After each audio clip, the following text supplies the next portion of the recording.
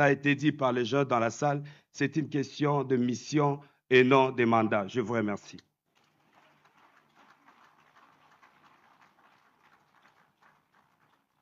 Nous invitons Monsieur le directeur du cabinet du gouverneur d'Ituri, Monsieur Omasombo Kunga Dieudonné, de venir prendre la parole.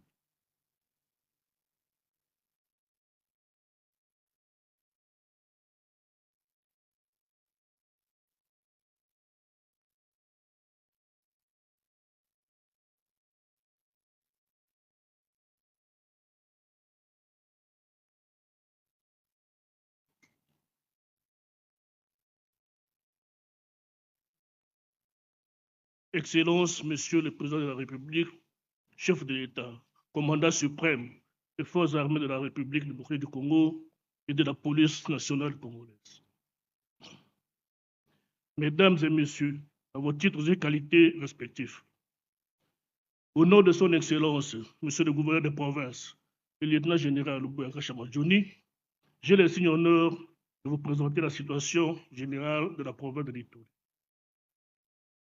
En effet, la province de l'Ituri a connu des années sombres liées à une insécurité généralisée, caractérisée par le non-État, les tueries atroces, les déplacements massifs des populations, les conflits fonciers et coutumiers, la régression du secteur agricole qui a diminué de 50% l'espace cultivé,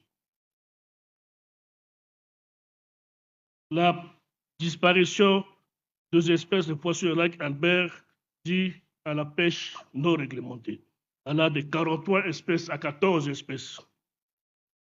La réduction du cheptel bovin, estimée à 600 000 têtes, est tombée à 380 000. L'exploitation anarchique et illégale des sites miniers, source de financement de groupes armés locaux et étrangers. La destruction de la flore et de la faune. Le pillage de réserves de la faune à Okapi et des centres de recherche Inira Nyoka. La liste n'est pas exhaustive. Face à ce tableau critique, il a plu à son Excellence, Monsieur le Président de la République, de décréter l'état de siège sur cette partie de l'Est de la République. Excellence, Monsieur le Président de la République, cette mesure sanitaire a permis à la province de connaître des avancées très significatives sur le plan tant économique, politique que sécuritaire. Aujourd'hui, la province est pacifiée à 80%. Même certains sites, jadis occupés par les groupes armés, sont passés sous le contrôle de l'armée royaliste, notamment le site de Mabanga à Djougou. Toutefois, il subsiste quelques insécurités ainsi que certaines attaques signalées dernièrement dans le territoire de Mambasa attribuées à l'ADF et au CRP de Malubanga. Nos efforts sont conjugués par le FARDC avec l'appui de l'IPDF et de la MONUSCO se déploient pour éradiquer totalement ces menaces. Les progrès réalisés, la ville de Bunia aujourd'hui est transformée avec l'asphaltage et l'éclairage de plus de 85 km. La modernisation de l'aéroport international de Bunia, la construction d'une université au standard international, l'amélioration des dessertes électriques, de 30% de la ville de Bunia, la réhabilitation et l'entretien de 714 km de routes de terrain tant provinciales que nationales, dont certaines routes étaient abandonnées depuis l'époque coloniale. PDL, 145 territoires, a exécuté 66% sur les 103 ouvrages prévus. La construction de 68 ouvrages par le STARES, le projet STARES. Le projet d'asphaltage RR27 long de 267 km de commande à Mahagi, dont le contrat est déjà signé avec l'Office des routes. Excellences, Monsieur le Président de la République, chef de l'État, afin de poursuivre cet développement et de faire l'agriculture priorité de priorité, les 15 300 000 Ituriens, dont 71% de la population vit de l'agriculture, ainsi que de la pêche, l'élevage et l'exploitation artisanale de l'or, recommande ce qui suit. Renforcer l'effectif militaire et policier pour faire face à l'insécurité, instaurer l'autorité de l'État et pacifier totalement les 65 658 km². Trouver une solution durable pour les déplacés internes en les retournant des 66 sites qu'ils occupent aujourd'hui vers leur milieu d'origine ou les milieux de leur choix. Redynamiser le PDDCS. Réactiver la commission mixte chargée de reconstitution des limites frontalières avec l'Ouganda. Accompagner les entreprises privées et publiques dans le secteur minier pour une sécurisation renforcée afin de maximiser ses retombées économiques, sociales et résorber le chômage. Excellences, Monsieur le Président, la population de la République vous dit merci et réaffirme son attachement indéfectible à votre vision d'un État fondé sur la primauté du droit où prévaut la force de la loi et non la loi de la force. Je vous remercie.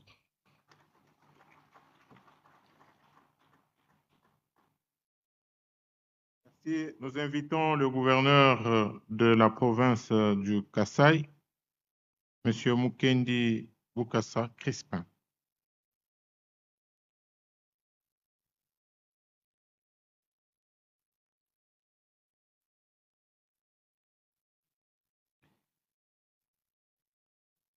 Excellences, Monsieur le Président de la République, chef de l'État, avec l'expression de mes hommages le plus déférents. Madame la Première ministre, chef du gouvernement, avec l'expression de ma très haute considération. Distingués invités à vos titres et qualités respectifs. L'honneur me charge aujourd'hui de vous présenter succinctement du haut de cette tribune la province du Kasaï, dont il m'a été donné la charge de diriger depuis le 10 juin 2024. La province du Kasaï a une superficie de 95 631 km². Elle est située au centre de notre pays et entourée par 6 provinces, y compris la province de Lunda Nord en Angola. La population kassaïenne est estimée à 6 487 853 000 habitants, selon les dernières statistiques de 2025, avec ces 5 territoires, notamment de Kessé, Ilebo, Luebo, Mweka, Chikapa ainsi que Chikapa comme chef-lieu de la province. Sur le plan institutionnel et politique, d'une manière générale, Excellence, Monsieur le Président de la République, la collaboration entre les deux institutions provinciales est au zénith. Et cela, c'est suite à l'atelier organisé par Monsieur le premier vice-ministre, ministre de l'Intérieur, sur la stabilisation des institutions suivant vos instructions. La province du Kasaï ne dispose pas de direction provinciale, de certaines régies financières et autres services qui continuent de dépendre administrativement des anciennes directions provinciales dont les sièges sont dans la province sœur du Kasaï central. Sur le plan sécuritaire, la situation est relativement calme, sauf quelques cas isolés de conflits de communautés au niveau du territoire d'Ilebo entre les peuples Ongo et Pende, lesquels conflits ont entraîné les morts d'hommes et des dégâts matériels importants. Il faut signaler également les conflits entre les peuples Kété et Kuba à Benalongo dans les territoires de Mweka. À cela, il faut également ajouter le refoulement massif de nos compatriotes par l'Angola dans des conditions humaines et qui sont refoulés et qui manquent entre-temps le moyen important le moyen financier qu'il faut pour leur encadrement. En ce qui concerne la situation socio-économique, Monsieur le Président de la République, la province du Kasaï regorge d'énormes richesses naturelles qui ne sont pas suffisamment exploitées, mais seul le diamant est exploité dans les territoires de Chikapa, Luebo et d'une partie d'Ilebo. Notre province dispose de nombreuses terres arables propices à toutes les cultures. Seule une agriculture de subsistance y est pratiquée. Du point de vue financier, la province du Kasaï vit de ses ressources mobilisées par sa régie provinciale, dont les recettes ont été digitalisées sous notre leadership. Cependant, l'élan du développement de la province est retardé par les lourds passifs hérités du gouvernement sortant, au gouvernement passé, en termes de près de 2 millions de dollars, majorés des pénalités et intérêts débiteurs contractés auprès d'African Bank. S'agissant du transfert des fonds du gouvernement central aux provinces, notons que la province du Kasaï enregistre depuis 2019 jusqu'à ce jour, enregistre plus de frais de fonctionnement 48 mois non payés, la rétrocession 85 mois, frais de fonctionnement des ETD 72 mois, frais d'investissement plus de 82 mois et aucun frais de caisse nationale de péréquation. S'agissant du social, Monsieur le Président de la République, la province du Kasaï ne dispose pas d'un hôpital provincial ni d'un laboratoire spécialisé. Quelques hôpitaux de référence et centres de santé sont en état de délabrement et nécessitent les réhabilitations et équipements. Dans le domaine de l'éducation, la majorité des enfants étudient dans des conditions déplorables, surtout en milieu rural. C'est ici l'occasion pour nous de saluer le PDL 145T, votre programme, qui a pris en compte cette question. Mais hélas, ce programme marche en dents dessus sous le pilotage du PNUD. Concernant l'énergie, la province du Kasaï est dominée par l'absence quasi totale des réseaux électriques dans les milieux ruraux, bien que les quelques centrales photovoltaïques construites dans le cadre du projet en sœur demeurent non opérationnelles. Seule la ville de Chikapa est éclairée, en partie par les courants de la société EDC, avec une capacité de 1,5 MW, laquelle capacité sera ramenée à 6 MW d'ici décembre. C'était sur vos instructions que je suis allé moi-même poser la première pierre. Et c'est l'occasion, Monsieur le Président de la République, que la province, par ma voix, vous invite à venir allumer les 6 MW pour la ville de Chikapa. Lesquels mégawatts vont lutter contre le délestage et on va également électrifier quelques villages environnants. Sur le plan des infrastructures, Monsieur le Président de la République, en dehors de la RN1 qui traverse la ville de Chikapa, du pont Luangue au pont Kalebo, d'une distance de 250 km asphaltés, sous votre mandat, les autres routes provinciales et celles de l'État agricole se trouvent dans un état de développement très avancé. Toutefois, les efforts sont consentis par quelques partenaires et le gouvernement provincial pour la réhabilitation de ces routes, en l'occurrence, Programme national de développement agricole, PNDA en sigle, pour l'exécution de ces missions, surtout l'asphaltage de la route Katalaï-Moueka, qui sera un ouf de soulagement pour la population kassaïenne. Quant à la voirie urbaine, Monsieur le Président de la République, la voirie urbaine de Chikapa, les travaux ont commencé au mois d'avril 2025 avec la société GMC pour l'asphaltage de 15 km dans le cadre des projets chez les Gelous, votre projet que nous avons trouvé dans les placards. Avec notre élection, nous avons remis ces projets sur les rails et nous l'exécutons. Du projet, en dehors des 15 km avec chez les Gelous, il y a également les 24 km, Monsieur le Président de la République, que nous-mêmes nous avions signé sur votre instruction.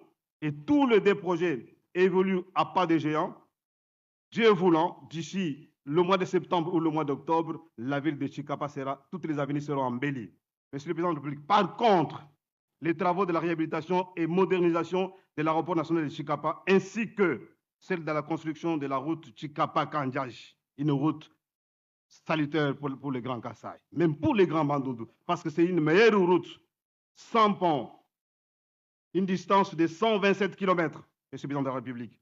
Et ces deux projets phares n'avancent pas. La population du Kasaï plaide pour que le pouvoir central nous désigne des sociétés capables d'exécuter ce projet pour le bien-être du peuple kassaïen. Pour conclure, Monsieur le Président de la République, défi prioritaire. Au regard du tableau peint sur-dessus, il y a lieu de noter que la province du Kasaï fait face aux urgences immédiates, notamment l'enclavement et la faiblesse des infrastructures routières, la sécurité alimentaire, l'accès limité aux services sociaux, le chômage et la pauvreté. Pour conclure, nous pensons que le développement de la province du Kasaï nécessite à la fois l'implication des institutions provinciales, du pouvoir central à travers l'émission d'un ordre de paiement permanent de frais de fonctionnement, de frais de rétrocession et de frais d'investissement. La Caisse nationale de péréquation et les bailleurs de fonds dans la mobilisation des ressources. C'est de cette mutualisation, Excellence Monsieur le Président de la République d'énergie, qui va donner un sens à cette lutte pour le développement de la province du Kasaï. J'ai dit et je vous remercie.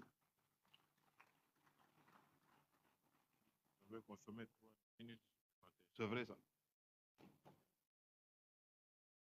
Nous invitons le gouverneur de la province du Kasaï central, M. Kamboulou Nkonko Joseph Moïse, de venir prendre la parole.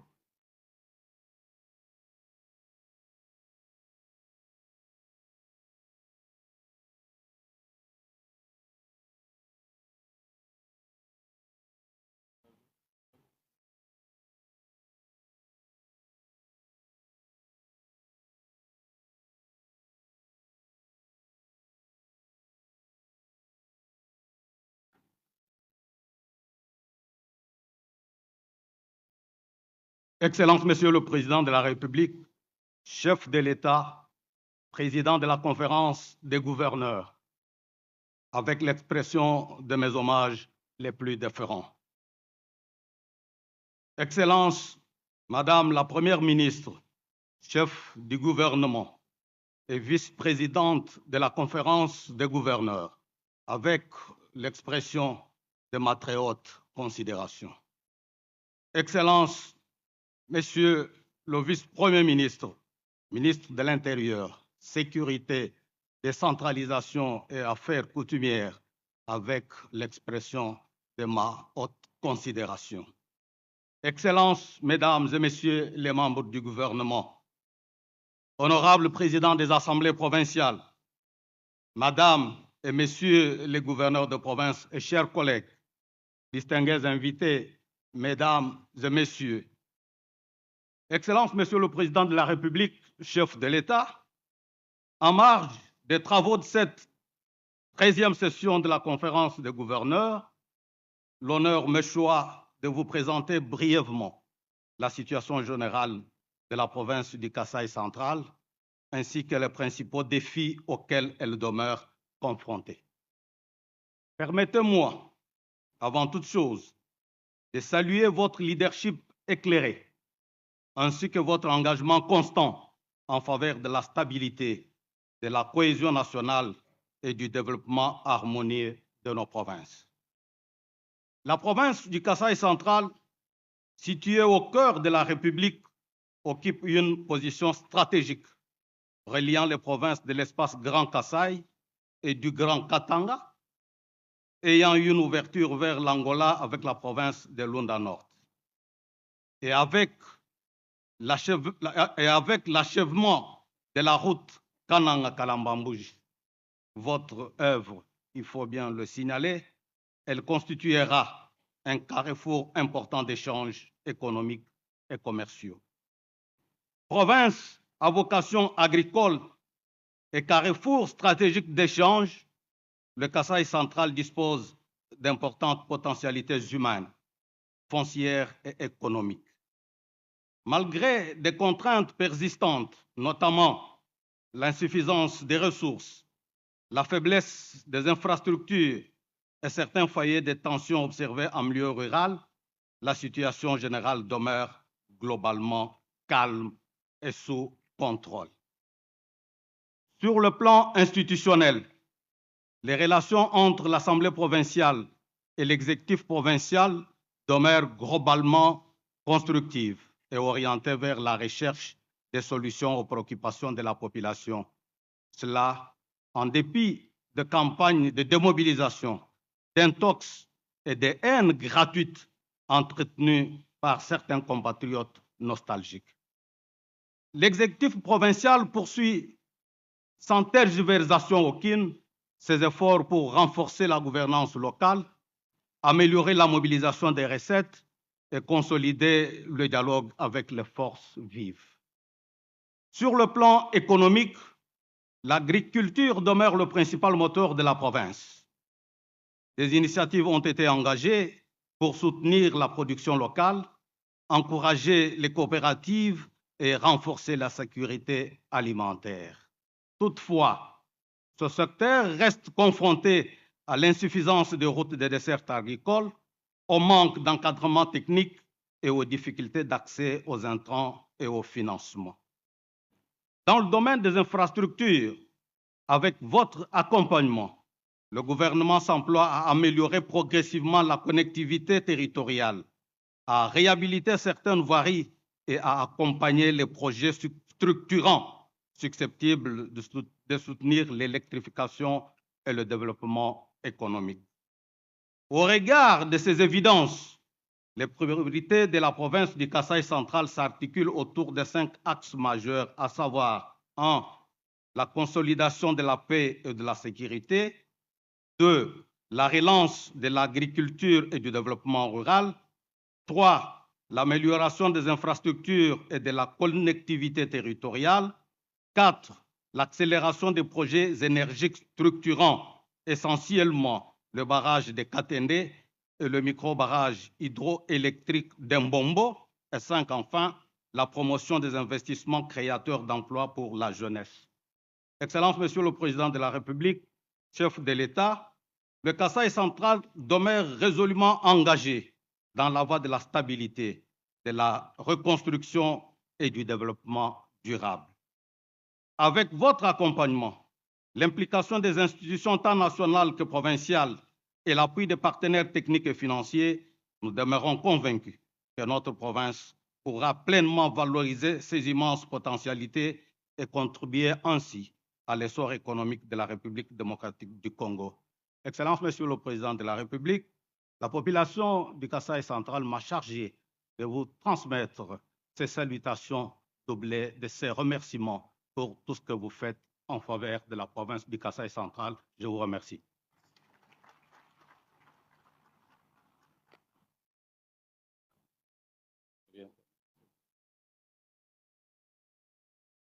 Nous invitons le gouverneur du Kasaï oriental, M. Jean-Paul Mbouéboué Kapo, de venir prendre la parole.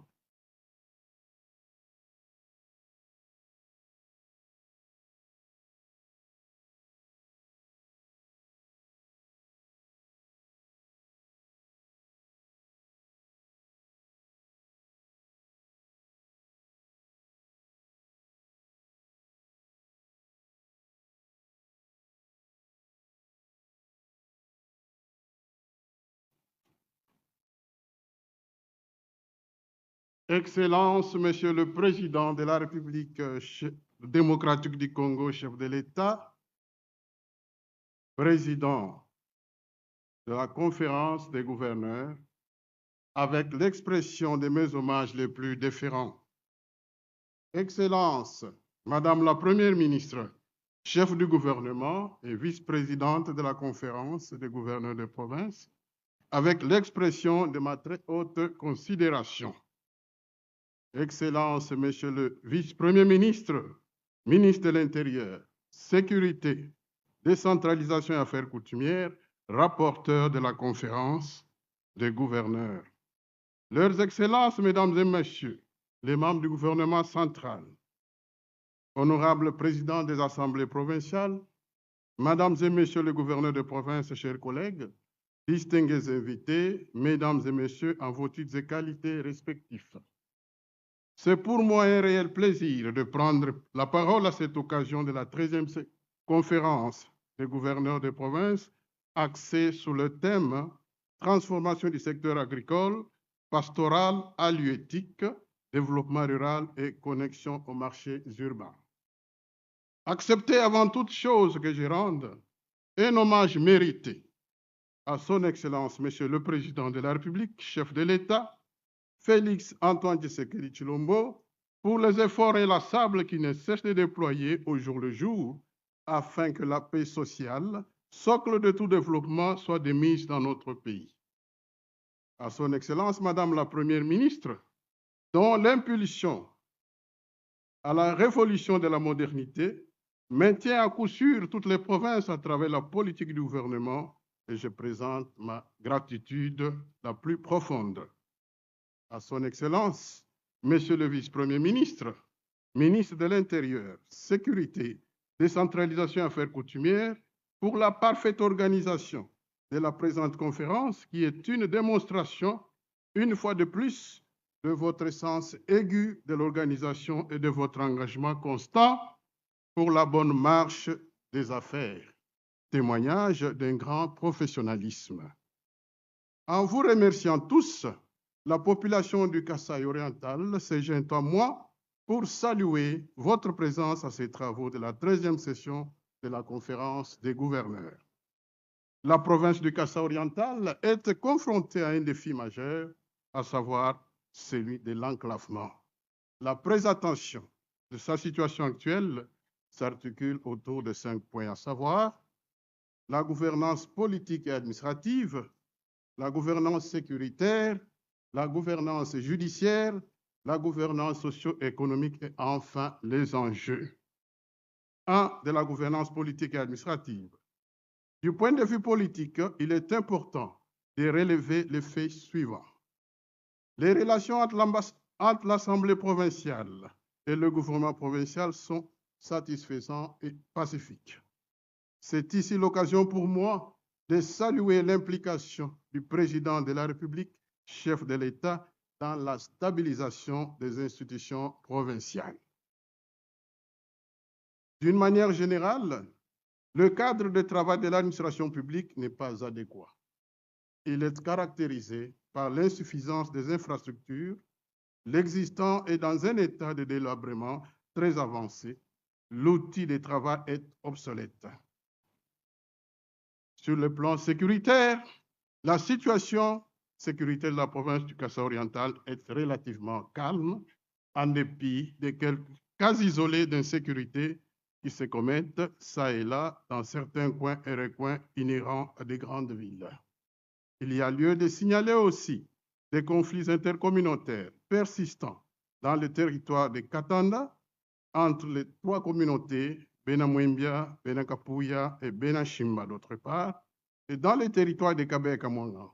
Conflit des limites des terres avec le territoire de Libaya, au Kasaï central d'une part, et d'autre part la commune rurale de la Kumunkamba avec le territoire de Dimbelengue, au Kasaï central sur le poste de péage.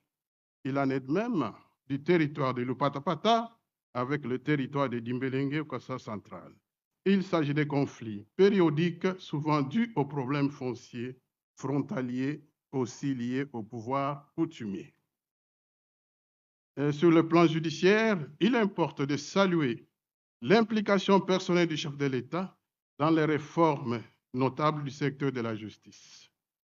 C'est encore ici l'occasion pour moi de préciser que la province du Kasaï oriental adhère de manière solennelle à l'initiative du changement de la Constitution pour la gouvernance aisée du pays. Sur le plan socio-économique, la province traverse une situation socio-économique difficile. Avec la chute de la minière de Bakwanga et la SACIM, la situation socio-économique est compliquée. Eh bien, au regard de la situation actuelle de la province du Kasaï oriental, voici les principaux enjeux majeurs à conquérir. La relance de la production agricole par la mécanisation et la spécialisation avec un focus sur la transformation et la mise en place d'une filière de commercialisation vers les grands centres de consommation, la création des zones d'exploitation artisanale, la création des zones économiques spécialisées en vue d'attirer les investisseurs, et enfin, s'agissant des parcelles démolies en vue de moderniser l'aéroport de Bipemba, nous sollicitons le solde de 6 222 948 023 $ pour parachever l'opération d'indemnisation. Voilà, Excellence, Monsieur le Président de la République, chef de l'État, brosser succinctement l'état des lieux de la province du Kasaï oriental. Je vous remercie.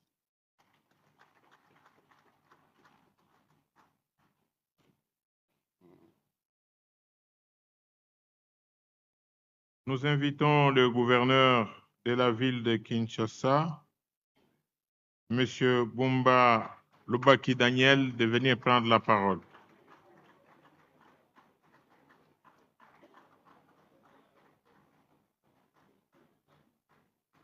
Nous rappelons en même temps au gouverneur qu'il est préférable de respecter les 5 minutes qui vous ont été confiées.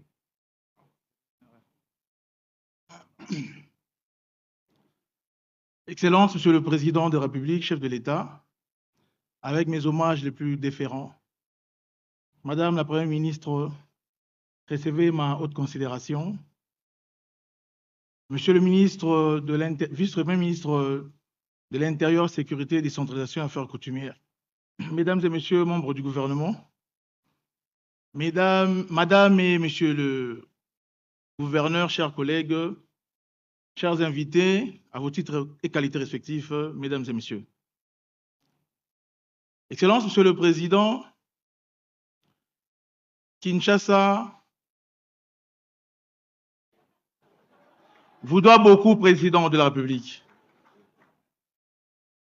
À l'arrivée de notre personne pour la gestion de cette ville confrontée à beaucoup de défis, c'est-à-dire 20 millions d'habitants, 24 communes, 400 quartiers, 40 522 avenues et rues, pression démographique et divers maux de la ville ne sont pas que de mots, mais aussi des opportunités pour que l'histoire s'écrive de belle manière. Alors, j'irai rapidement en quelques axes pour présenter ce que nous avons réalisé, justement sous votre impulsion et votre encadrement total.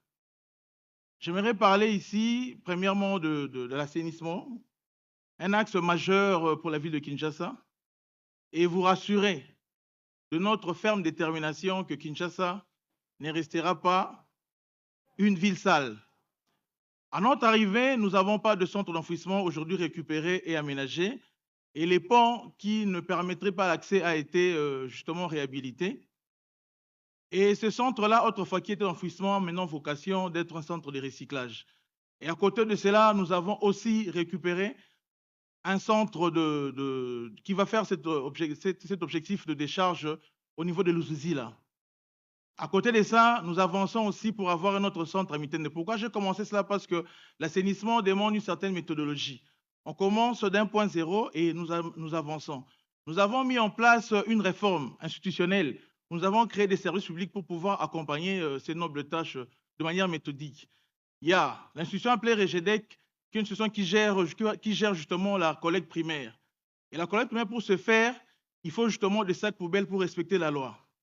Au niveau de la production locale sur la ville de Kinshasa, nous produisons 1 million, l'entreprise locale ne produit que 1 million de sacs poubelles en 45 jours, ce qui est un déficit impressionnant parce que le besoin étant de 108 millions de sacs poubelles mensuellement.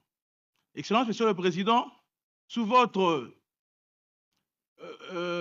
diplomatie agressive et qui nous a ouvert la porte vers le Qatar, mais également à Abu Dhabi, et nous a permis d'entrer en contact avec une entreprise qatari qui nous accompagne par la production de sachets. Nous avons eu un contrat de 600 millions et à la clé commerciale, l'implantation de l'usine de sacs poubelles à Kinshasa.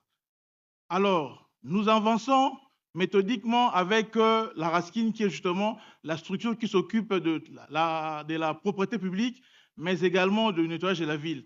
Outre l'acquisition de camions bennes que vous avez vu, nous avons poursuivi avec une acquisition de camions nettoyeurs et de camions balayeurs, mais à côté de ça aussi une commande de 85 engins a été... Une commande de 85 engins est déjà en route vers Kinshasa de la Chine. À côté de ça, Monsieur le Président, j'aimerais parler rapidement, parce que je vois le secrétaire général venir, de la situation de la mobilité à Kinshasa. C'est vrai qu'à un moment donné, Kinshasa était très infernal. Nous avions des embouteillages qui allaient jusqu'à 2 heures du matin. Nous avons mis en place une commission mixte où 3000 agents ont été déployés dans divers carrefours pour permettre à améliorer la fluidité, mais également, surtout, à instaurer l'autorité de l'État. Président de la République, je tiens à signifier ici, l'état de droit, c'est aussi respecter la loi. Vous avez trouvé ce pays en manque de permis de conduire. C'est par votre leadership éclairé que nous avons aujourd'hui le permis de conduire. Et je demande une ovation particulière là-dessus. En enchaînant, je vais dire que cette carte permis de conduire n'a pas été mise en place pour cela reste andolo, mais c'est pour que les gens l'utilisent. Fort justement de vos préoccupations pour améliorer la sécurité des Quinois et Quinoises, le permis de conduire est une présomption de sécurité routière. Et la population de Kinshasa vous dit merci là-dessus parce qu'à côté de ce contrôle-là, des mesures permettent aujourd'hui d'aménuiser tant soit peu des embouteillages qui allaient jusqu'à 2 heures du matin. Aujourd'hui, la fluidité, il y a quelques poches de résistance, mais nous y travaillons et nous ne reculerons pas. Alors, je vais rapidement au président de la République pour parler de l'agriculture, ce qui est aussi très important pour la ville de Kinshasa. Kinshasa a 600 000 hectares arables, mais généralement, nous n'avons pas un regard particulier sur Kinshasa. Certes, il est vrai, les provinces envoisinantes travaillent aussi pour la production et l'acheminement vers Kinshasa, mais il nous faut aussi un programme justement pour l'autosuffisance alimentaire et la sécurité alimentaire des Quinois. Kinshasa, c'est 20 millions d'habitants et c'est beaucoup de milliers de dollars. C'est beaucoup de milliers de dollars qui se dissipent dans l'importation aussi bien à l'intérieur qu'à l'extérieur du pays. À titre personnel, pour la ville de Kinshasa, chaque année, à la fin de l'année, nous dépensons autour de 3 millions de dollars pour le gouvernement provincial. Mais je parie fort aussi au niveau du gouvernement central, nous dépensons beaucoup de milliards. Alors, je suis content par la prestation du ministre de l'Agriculture qui veut en sorte que nous puissions faire une coordination et une synergie pour pousser sur l'autosuffisance alimentaire des Quinois. Président, je vais chuter sur la voirie de Kinshasa. Aujourd'hui, Kinshasa se fachise, Kinshasa se bétonise.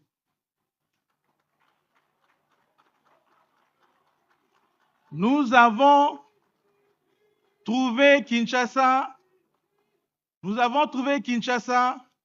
autour de ce 1006 km de voirie en 85% de délabrement total.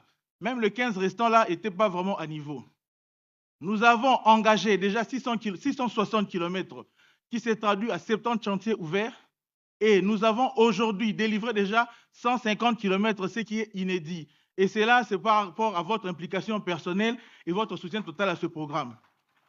J'ai dit que Kinshasa se fachise, Kinshasa se bétonise parce que nous avons mis une stratégie de désengorgement d'abord par les parallèles perpendiculaires du 30 juin pour permettre qu'il y ait plus de fluidité parce que c'est la zone commerciale, administrative et aussi diplomatique.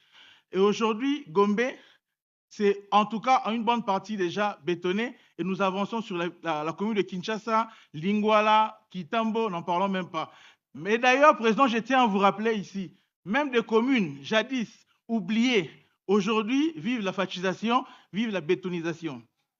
Aujourd'hui, Ngaba, qui n'a jamais connu de route, est bétonné. Aujourd'hui, Makala, qui n'a jamais connu de route, est bétonné. Aujourd'hui, Kisenso, qui n'a jamais connu de route, est bétonné. Et à côté de ça, Président, je profite de l'occasion pour vous dire merci parce que ceci est votre œuvre personnelle. Et je vous rappelle, Monsieur le Président de la République, avec ce que vous avez réalisé à Kinshasa, déjà, vous avez battu de très loin le 5 chantiers tant vanté de votre prédécesseur. Ce programme, malgré tout le bruit qui a été autour, a été délivré qu'à une trentaine de kilomètres, alors que vous, déjà à mi-parcours, vous avez réalisé plus de 150 km. Et d'ailleurs, je vais dire, comme vous êtes un amateur de football, c'est un hat-trick. Donc, vous avez déjà marqué plusieurs buts, mais le match est encore en cours. Et nous pensons que vous allez encore marquer davantage. Raison pour laquelle, pour chuter, il y a beaucoup à dire, mais bon, les temps nous limitent. J'aimerais vraiment vous dire que, voilà, Kinshasa, Walobi, Moussa les Ananou, Kinshasa, il faut bon fachi béton. Par ailleurs, Babaki Selingaï, pour Misale Genasuka, il faut à tout droit. J'ai dit, je vous remercie.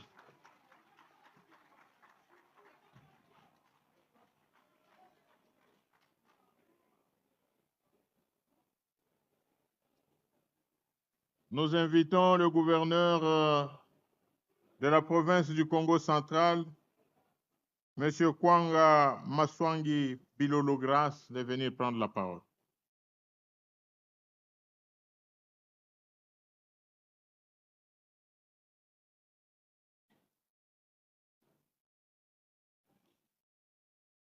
Excellences, Monsieur le Président de la République, chef de l'État et président de la conférence des gouverneurs, avec l'expression de mes hommages le plus déférents. Excellence, Madame la Première ministre, chef du gouvernement, avec l'expression de ma très haute considération. Excellence, Monsieur le Vice-Premier ministre, ministre de l'Intérieur, Sécurité, Décentralisation et Affaires coutumières, avec l'expression de ma considération. Honorable Excellence, tout protocole observé. Créée en 1962, la province du Congo central est reconnue comme le berceau de l'éducation, de l'évangélisation et de l'énergie électrique en République démocratique du Congo. Cette province dispose de 2 050 000 hectares de terres arables et agropastorales avec une diversité de ressources minières abondantes non exploitées. Telles sont à titre indicatif les principales opportunités dont dispose la province du Congo central avec ses deux ports internationaux de Matadi et de Boma. Contre toute attente, l'élan du développement de cette province a été estompé par des crises politiques et interinstitutionnelles provinciales dont la législature passée a été caractérisée avec 5 gouverneurs et 3 bureaux de l'Assemblée provinciale au cours d'un seul quinquennat. La province n'est pas totalement à l'abri de velléités de déstabilisation et de ses institutions sous l'instigation de certains acteurs à peine voilés et motivés par leur positionnement politique. À ce jour, de nombreuses signaux de relance du développement de la province sont lancés. Il s'agit notamment 1. de l'acquisition des engins lourds pour la réhabilitation des routes des dessertes agricoles afin de booster l'agriculture dont vit plus de 70% de la province. 2. de la construction des infrastructures modernes dont le stade Lumumba à l'étape de finition. Le morgue, le nouveau siège de l'Assemblée provinciale, les routes urbaines. 3. de l'acquisition et de la dotation des intrants agricoles et équipements maraîchers aux associations maraîchères. 4. de la création d'un fonds provincial de développement agricole FPDA. La province favorise et accompagne les partenariats publics-privés. C'est le cas avec un compatriote, l'international Cédric Bakambu, un footballeur qui développe un vaste projet agricole motorisé à un grand impact dans le territoire de Sekebanza. La société Gerplis, qui œuvre dans le Valais d'Nkundi dans le territoire de Luozi, avec 200 hectares de maïs et 200 autres pour les cultures du manioc. Et enfin, l'entreprise Nouvelle Vie, qui dispose de 500 hectares du manioc dans le territoire de Songololo avec l'appui financier du Fonds social de la République. Sur le plan sécuritaire, la province a doté de véhicules 4x4 et de motos à la police nationale congolaise pour renforcer la sécurité. À ce niveau, je tiens à souligner que par sa position géostratégique, le Congo central est exposé à des incursions de forces de l'ordre des républiques serbes d'Angola et du Congo-Brazza au mépris de la législation internationale en vigueur. Nous enregistrons de multiples cas de refoulement des compatriotes ainsi que des arraisonnements intempestifs de pêcheurs congolais à la côte maritime par la marine angolaise. Nos services de l'ordre et de sécurité, dont je salue l'engagement, y demeurent en éveil. Par ailleurs, sur le plan politique, la population maintient son adhésion à la vision du président de la République et sa solidarité envers les compatriotes de l'Est du pays en gardant allumée la flamme de la vigilance et du patriotisme. Sur le plan économique et social, la province s'accroche au projet Grand Inga et celui du port en eau profonde de Banana en pleine construction. Toutefois, les infrastructures aéroportuaires modernes font défaut. La production végétale, quant à elle, reste dominée par les cultures vivrières, maraîchères, fruitières, pour lesquelles il nécessite une structuration de la production dans les différentes chaînes de valeur agricoles. Pour clore notre propos, le Congo central sollicite l'accompagnement stratégique de l'État autour de priorités fondamentales comme la réhabilitation urgente des routes, du chemin de fer, fondamentales comme la réhabilitation urgente des routes, j'ai déjà dit, la mécanisation de la production, de l'appui renforcé et semences agricoles de qualité, le financement structuré des coopératives de PME rurales et le renforcement des services